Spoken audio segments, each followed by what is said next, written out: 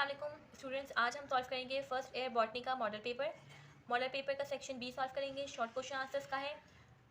Model paper से देख लेते हैं कि हमारे पास सेक्शन बी में क्वेश्चन कितने आते हैं 14 और हमें अटैम्प्ट करने हैं उनमें से 9 और हर क्वेश्चन 2 मार्क्स का है और ये पूरा सेक्शन 18 मार्क्स का है।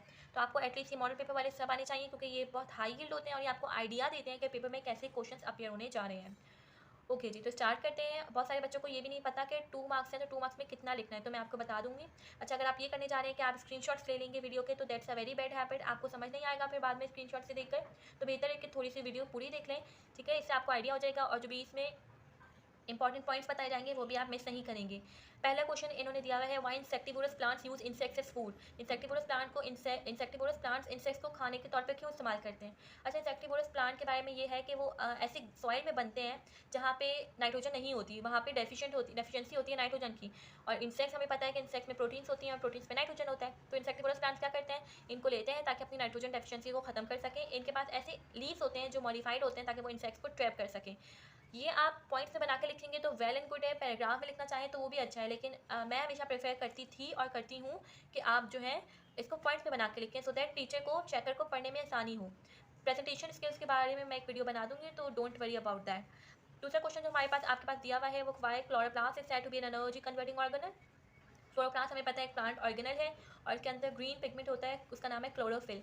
क्लोरोप्लास्ट बेसिकली क्या करता है, जब लाइट एनर्जी पड़ती है, इन पर सनलाइट पड़ती है, तो ये उस एनर्जी को लेता है और उस एनर्जी को कन्वर्ट करता है केमिकल या फूड एनर्जी में, पूरा प्रोसेस फोटोसिंथेसिस का कर तो इसीलिए हम इसे कहते हैं एनर्जी कन्वर्टिंग ऑर्गेनल, क्योंकि कन्वर्ट कर रहे हैं ना एनर्जी को, लाइट एनर्जी को लेकर केमिकल एनर्जी में कन्वर्ट कर रहे हैं।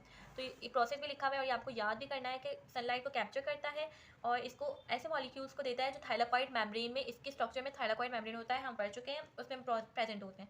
ये मॉलिक्यूल क्या करते हैं, इस एनर्जी को कन्वर्ट करते हैं एटीपी में या NADPH2 में, और फिर ये एनर्जी जो है यूज़ होती है बहुत सारे प्रोसेस में हमारी बॉडी के, यूजली और ज़्यादातर सिंथेसिस ऑफ शुगर में कार्बन डाइऑक्साइड से। थर्ड क्वेश्चन जो हमारे पास जो दिया हुआ है वो है role and efficiency symptoms of nitrogen and potassium in plants. अच्छा जी, आपको नाइट्रोजन और पोटेशियम के लिखने को दिए हुए हैं रोल और डेफिशिएंसी। तो हमने एक रोल लिख दिया नाइट्रोजन का, हमें पता है कि नाइट्रोजन प्रेजेंट होता है प्रोटीन में और न्यूक्लियोटाइड में। और अगर इसकी डेफिशिएंसी होगी तो कैसे पता चलेगा कि जो प्लांट के लीव्स हैं वो पेल येलो साइड का कलर हो जाएगा और प्लांट की ग्रोथ स्टंट हो जाएगी। स्टंट से मुराद कि प्लांट बढ़ेगा नहीं, ठीक है। और दूसरा हमें किसका दिया हुआ है, नाइट्रोजन के, तो हमने दोनों चीज़ें कर ली। और दूसरी हमें दी हुई है पोटेशियम की, ठीक है। तो ये रही पोटेशियम की चीज़ें। रोल ऑफ पोटेशियम क्या है कि स्टोमेटा की ओपनिंग और क्लोजिंग करवा रहा होता है और बहुत सारा एंजाइम को एग्जाम एक्टिवेशन में भी हेल्प करता है, ठीक है। और डेफिशिएंसी सिम्टम्स क्या है कि अगर ये नहीं होगा तो डल हो जाएगा और ब्लूइश ग्रीन हो जाएंगी प्लांट की लीव्स, और शॉर्टनिंग होगी इंटरनोड्स की, इंटरनोड जो है ना शॉर्टेड कर जाएंगे, छोटे हो जाएंगे, और स्टंटेड ग्रोथ हो जाएगी, ग्रोथ रुक जाएगी। अच्छा, अब मॉडल पेपर में तो दिए हुए हैं पोटेशियम और नाइट्रोजन, लेकिन ज़रूरी नहीं है कि यही दो आएँ। आपकी बुक में ही ये टेबल मौजूद है जिसमें बहुत सारे न्यूट्रिएंट्स के आपके पास 1 2 3 4 5 न्यूट्रिएंट्स के आपके पास क्या दिए हुए हैं, रोल और डेफिशिएंसी सिम्टम्स।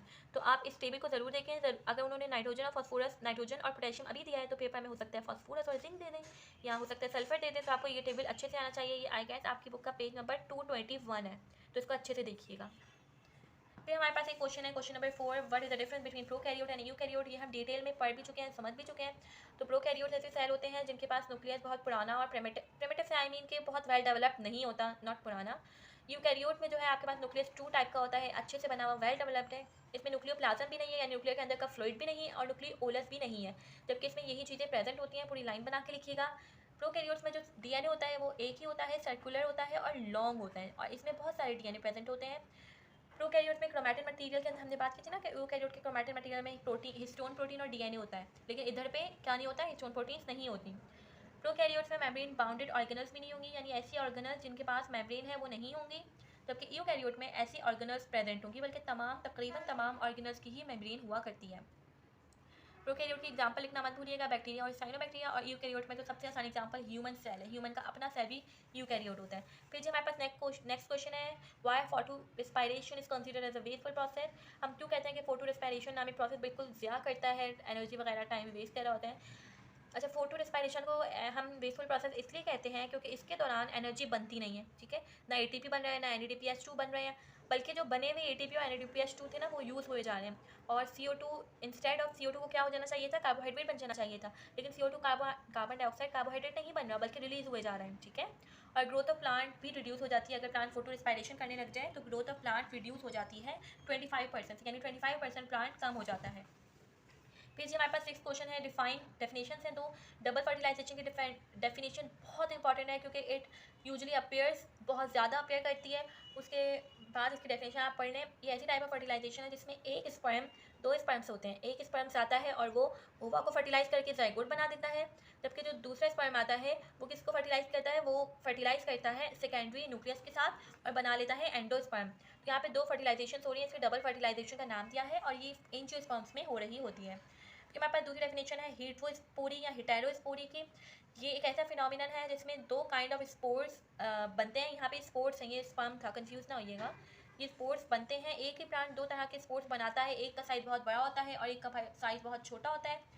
छोटे वाले को हम माइक्रोस्पोर कहते हैं, बड़े वाले को मेगास्पोर कहते हैं। और अगर आप लिखना चाहें तो यू कैन ऑल्सो राइट कि माइक्रोस्पोर बड़ा होकर मेल गैमेटोफाइट बनता है और मैक्रोस्पोर बड़ा होकर फीमेल गैमेटोफाइट बनता है। क्वेश्चन नंबर 7 क्या कहता है कि आप बैक्टीरियल ग्रोथ बताइए कि बैक्टीरियल ग्रोथ क्या क्या होती है और इसकी फेजेस बताइए। बैक्टीरियल ग्रोथ की डेफिनेशन ये है कि increase in number of bacteria, यानी कि बैक्टीरिया दो से चार, चार से जो है आपके पास बढ़ते जा रहे हैं। लेकिन बैक्टीरिया का इंडिविजुअल बैक्टीरिया, हर बैक्टीरिया का साइज़ बढ़ रहा है या नहीं बढ़ रहा है, ये हमारे पास इसका हमारा कॉज ऑफ कंसर्न नहीं होना चाहिए ये हमारा। फिर 4 फेजेज है बैक्टीरियल ग्रोथ के। लैग फेज में क्या होता है कि हमारे पास लैग फेज में सिर्फ बैक्टीरिया तैयारी कर रहा होता है ग्रोथ करने की। यहाँ पे कोई अपेरेंट बाहर कोई सेल डिवीजन नहीं हो रही होती, लेकिन सेल ग्रो कर रहा होता है, वॉल्यूम बढ़ता है, मास बढ़ता है। उसके बाद लॉग फेज आता है या एक्सपोनेंशियल फेज, इसमें बैक्टीरिया रैपिडली ग्रो करते हैं, बहुत रैपिडली, यानी 20 मिनट्स में इवन बहुत ज़्यादा बैक्टीरिया हो जाते हैं। जैसे एक बैक्टीरिया है तो एक बनेगा दो, फिर ये वाला अलग से दो, ये वाला अलग से दो। आप तो इमेजिन कर सकते हैं कि कितनी जल्दी ये बाइनरी फिजन के प्रोसेस से आपके पास ये बन रहा होगा। फिर हमारे पास स्टेशनरी फेज है। स्टेशनरी फेज ऐसा फेज होता है जिसमें उतने ही इसमें ज़्यादा बन रहे हैं जब लॉग फेज में, जबकि स्टेशनरी फेज में जितने बन रहे हैं उतने ही मरी जा रहे हैं, उनकी ही डेथ हुई जा रही है। तो ये दोनों इक्वल रेट हो गए, तो स्टेशनरी कह रहे हैं हम इन्हें। उसके बाद डेथ फेज है, जिस डेथ फेज में rate of death is higher than the rate of reproduction, यानी जितने मर रहे हैं, जितनों की डेथ हो रही है वो ज़्यादा है। तो पहले बैक्टीरिया तैयारी करता है लैग फेज में, फिर बैक्टीरिया क्या करता है, रैपिडली डिवाइड करता है लॉग फेज में, फिर स्टेशनरी फेज में जो है ना बराबर बराबर चलता है, और फिर डेथ फेज में रेट ऑफ डेथ बढ़ जाती है, यानी बहुत ज़्यादा बैक्टीरिया मर रहे हैं और बन कुछ ही रहे हैं। उसके बाद क्वेश्चन नंबर 8 है कि why Protoctista considered as polyphyletic kingdom. Polyphyletic kingdom को क्यों कहा जाता है प्रोटोक्टिस्टा? अच्छा, पॉलीफिलेक्टिक से मतलब क्या है? पॉलीफिलेक्टिक या पॉलीफाइलेक्टिक से मतलब है, पॉली मतलब बहुत ज़्यादा और फाइलेक्टिक मतलब एंसेस्टर्स, यानी कि अगर मैं हमारी ज़बान में कहूँ तो फोर फादर्स, बाप दादा, ठीक है। तो means a group of organism, एक ऐसा ग्रुप ऑफ ऑर्गेनिज्म जो एक common more than one common ancestor से बनता है। जैसे कि एक एंसेस्टर से ऐसे नहीं होगा कि 3-4 बने हुए होंगे, हर ऑर्गेनिज्म का एंसेस्टर अलग होगा यहाँ पर, ठीक है। प्रोटोक्टिस्टा हमें पता है, प्रोटोक्टिस्टा को मशहूर भी है ये रेग बैग के नाम से, यानी इसमें ये एक ऐसा बैग है जिसमें बहुत सारी किंगडम डिफरेंट एंसेस्टर्स वाली किंगडम्स आती हैं। तो इसे पॉलीफिलेक्टिक किंगडम इसलिए कहते हैं क्योंकि जो इसके ऑर्गेनिज्म है प्रोटिस्ट, उसको उनकी शेयरिंग नहीं करते, कॉमन एंसेस्टर नहीं है उनका, मोर देन वन एंसेस्टर है। उसके बाद क्वेश्चन नंबर 9 क्या है, ये बहुत ही इंपॉर्टेंट क्वेश्चन है और ये ऐसे क्वेश्चन अटैम्प्ट भी कीजिएगा जिनमें आपको सिर्फ नाम लिखना हो, वीट का, मैको का, बार्ले का, राइस का, अमेल्टस और मलहेटी का। वीट का बॉटैनिकल नाम ट्राइटिकम एस्टिवम होता है, मैको का सोलैनम निग्रम। तो इन सब के नाम आप याद कर लें, ठीक है जी। और आपके पास प्रोनाउंसिएशन में अगर मसला भी हो रहा है तो नो प्रॉब्लम एट ऑल, आप एटलीस्ट याद कर लें और आपको ज़्यादातर आइडिया भी होना चाहिए। ऐसे क्वेश्चन अटैम्प्ट करने से हमारा ये फ़ायदा होता है कि हमारे मार्क्स कटने के चांसेस कम होते हैं, ठीक है। तो अटैम्प्ट जरूर कीजिएगा। फिर हमारे पास क्वेश्चन नंबर 10 क्या कहता है, describe the classification of bacteria on the basis of shape. बहुत डिस्कशन में हमने इसको डिटेल में डिस्कशन की हुई है, फिर भी हम दोबारा एक बार देख लेते हैं कि classification of bacteria on the basis of shape कैसा होता है। बैक्टीरिया को 5 आपके पास ग्रुप में डिफाइन किया जाता है, classify on the basis of their shape. Cocci, bacilli, spirilla, vibrio और स्पाइरोचीट्स। कोकाई स्फेरिकल होते हैं, यानी इनकी शेप यूँ होती है, इन बैक्टीरिया की शेप यूँ होती है, ये नॉन फ्लैजिलेटेड है, इन पर कोई फ्लैजिला नहीं है। ये 4 की सूरत में भी प्रेजेंट हो सकते हैं, इनको टेट्राड कहेंगे। 8 है तो सार्सिना। स्ट्रेप्टोकोकाई किसे कहते हैं, जब ये चेन में मौजूद हो, इस तरह से चेन बना के घूमें। और स्टेफिलोकोकाई कब कहेंगे, जब ये क्लस्टर में मौजूद हो, ये क्लस्टर बन गया है जैसे ग्रेप्स होते हैं। और अगर 2 की सूरत में मौजूद है तो इसको डिप्लोकोकाई कहेंगे। उसके बाद अगर आप डायग्राम ऐसे बना के आ जाएँ तो बहुत ही अच्छी बात हो जाएगी, है ना। फिर आ जाता है बेसिलाए। बेसिलाए जो है रॉड शेप होते हैं और इनका फ्लैजिला हो भी सकता है, रॉड शेप मीन्स ऐसी शेप होगी। इनका फ्लैजिला हो भी सकता है और नहीं भी हो सकता, डिपेंड करता है, कुछ में होता है कुछ में नहीं। ये डिप्लोबेसिलाई भी हो सकते हैं, जैसे कि 2 एक साथ पड़े हुए हों। स्ट्रेप्टोबेसिलाई यानी कि पूरी चेन बनी हुई हो।